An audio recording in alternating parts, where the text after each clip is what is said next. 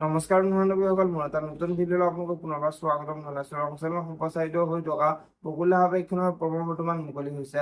আপোনালোকে যদি বকুলা আৱেক্ষণ চাই ভাল পায় তেনেহ'লে ভিডিঅ'টো এটা লাইক কৰি আমাৰ চেনেলটো ছাবস্ক্ৰাইব কৰি ল'ব। এনেকুৱা ধৰণৰ আপডেট মোক পাই থাকিবলৈ।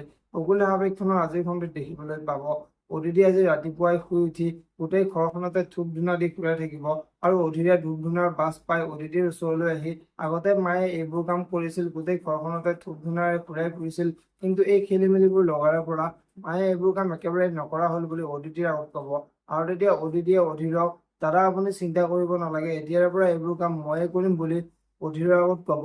আৰু মন্দিৰে এই সকলোবোৰ কথা শুনি থাকিব আৰু অধীৰ ৰুমলৈ অহাত মন্দিৰা অধীৰৰ ওচৰলৈ আহি অদিতিৰ আগত মোৰ বেয়া গুণ গাই চাগে আপোনাৰ বহুত ভাল লাগিল, মোৰতো ধূপ ধূনা দিয়াৰ একো নিয়ম নাই নেকি বুলি অধীৰৰ আগত ক'ব। আৰু তেতিয়া অধীৰে মই তোমাৰ সঁচা কথাবোৰহে কৈছো বুলি মন্দিৰৰ আগত কোৱাত মন্দিৰাই তুমি যেনেকৈ মোৰ বেয়া গুণবোৰ গাই আছিলা, তুমি মোৰ ভাল গুণবোৰ কিয় গাব নোৱাৰা বুলি অধীৰক প্ৰশ্ন কৰিব।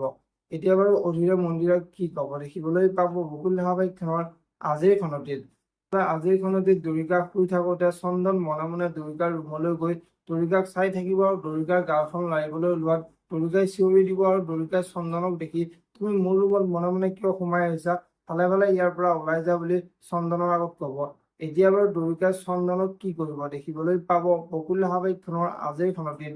যদি আপোনালোকে বকুল আৱেক্ষণ চাই ভাল পায় তেনেহ'লে ভিডিঅ'টোত এটা লাইক কৰি আমাৰ চেনেলটো ছাবস্ক্ৰাইব কৰি ল'ব। এনেকুৱা ধৰণৰ আপডেট মোক পাই থাকিবলৈ। ধন্যবাদ।